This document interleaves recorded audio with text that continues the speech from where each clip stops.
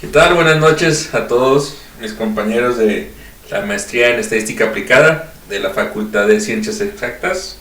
Me encuentro el día de hoy con un gran amigo, el doctor en Ciencias Biomédicas, Daniel Ramos. ¿Cómo estás, Daniel? Muy bien, Toño. Buenas noches a todos. Muchas gracias por acompañarnos. Por cierto, un egresado de la UGED.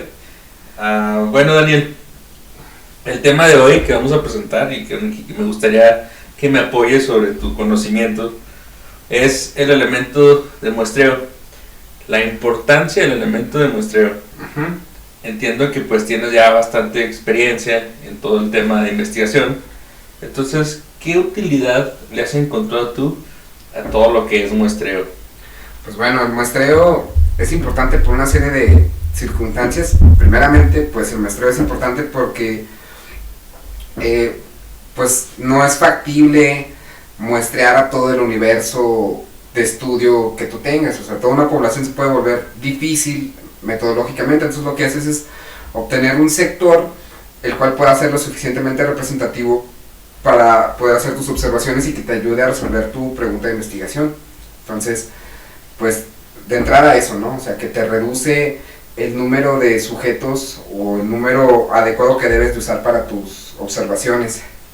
También, pues bueno, en ciencia biomédica, cabe señalar que nosotros, todos nuestros protocolos o todas nuestras investigaciones tienen que estar sometidas por un comité de ética y un comité de bioética, o ética en investigación y bioética, para el uso correcto de especímenes. O sea, cuando trabajas, por ejemplo, con sujetos vivos y les vas a tomar muestra de sangre, o vas a emplear cadáveres y vas a usar alguna parte de ellos, algún espécimen como puede ser tejido cerebral o en una sección del intestino, lo que sea, pues tienes que usar como el número mínimo de sujetos. Incluso cuando trabajas con animales es lo mismo, o sea, no puedes emplear el número de especímenes que tú quieras, tiene que haber como un número mínimo necesario que te ayude a resolver o que te ayude a ver que tus observaciones o tus misiones vayan a ser correctas, pero que no sean demasiadas, que sean las justas.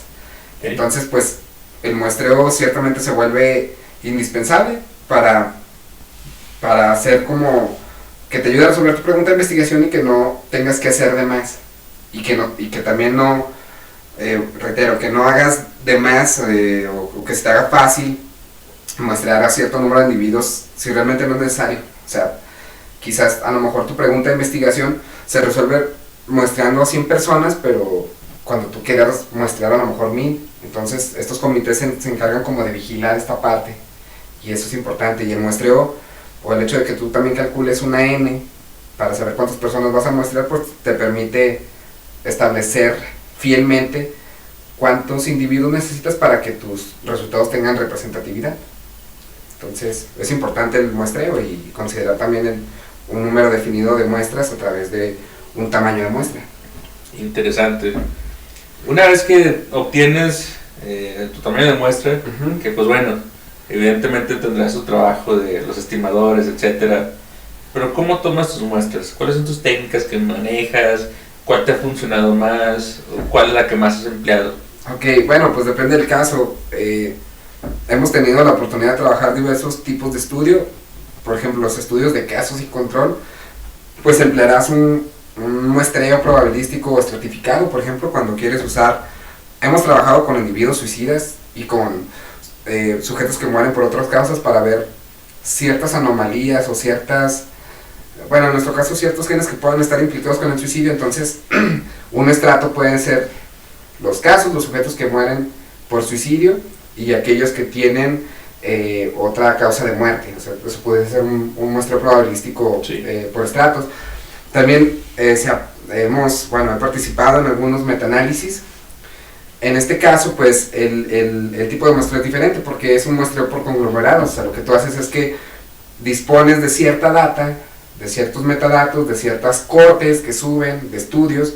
Entonces, cada estudio es un conglomerado, y de ahí, pues bueno, tú ya defines en base a tus criterios cuáles te sirven y se vuelve otro tipo de muestreo, pero a grandes rasgos pues no deja de ser un muestreo por conglomerados. Entonces depende del estudio es el tipo de muestreo que se ha podido pues realizar.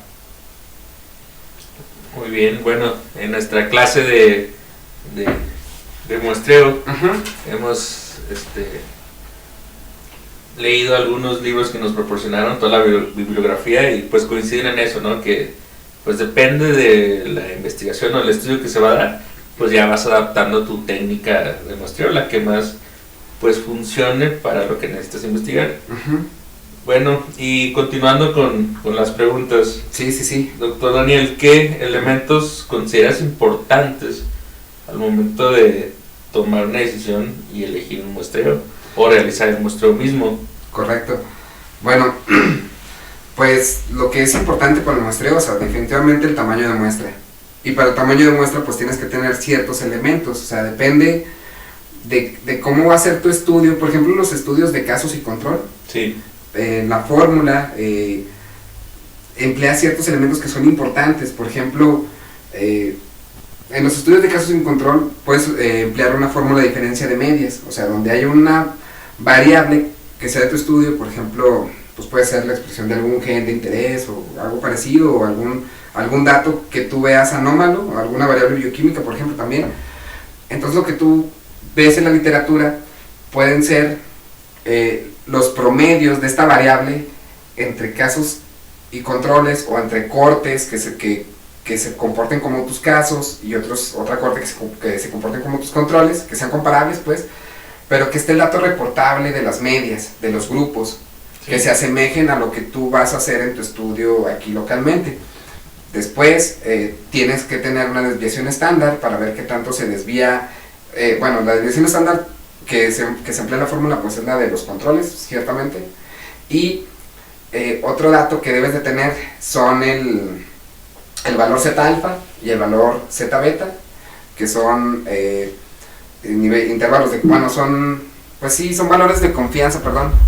Sí. Por ejemplo, el Z alfa es un valor que se utiliza cuando estableces que tu tamaño de muestra, que las observaciones que vas a hacer a través de ella van a tener un 95% de confianza.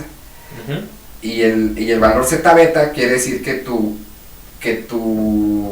muestra, las observaciones que tengas a través de ellas van a tener un poder del 80%.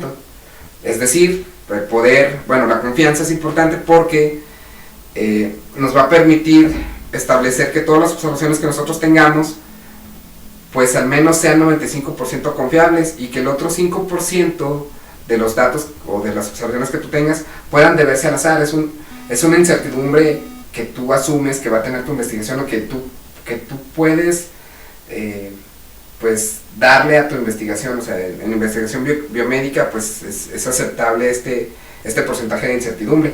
Y el poder del 80% también es como lo común, y el poder se refiere a que si tú corrieras tu experimento y tus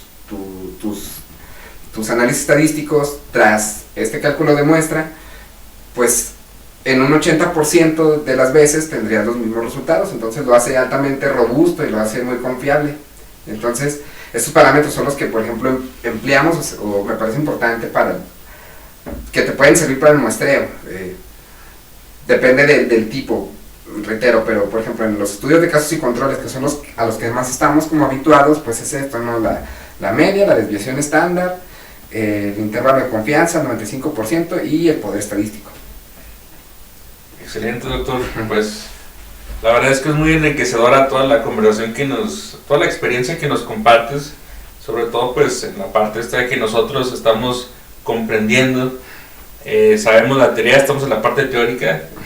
Que mejor llevarlo a la práctica es algo que se puede tornar complejo. Exactamente, y que mejor pues bueno tener a alguien ya con varios años de experiencia en el rubro.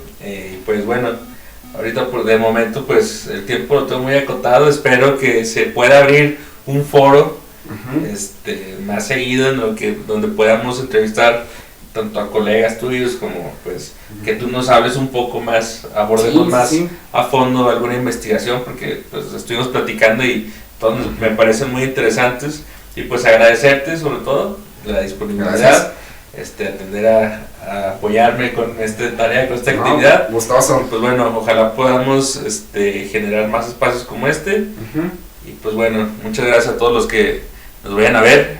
Y pues, buenas noches a todos. Bueno, haciendo un último aporte, Toño, y a tu comunidad. Hay un paper muy importante que me pareció crucial. Es de, bueno, se apellida Talavera, es de Talavera, creo que es del año 2004. Se llama Tamaño de muestra en investigación clínica.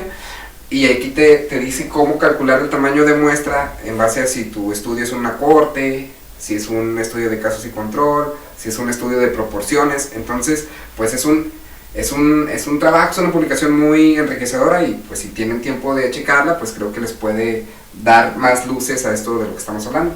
Excelente, ¿no? Pues aparte nos vemos con una gratificación. La bibliografía se aprecia siempre. Sí. Muchas gracias. No, a ti, Toño, muchas gracias. Buenas noches. Hasta luego, gracias.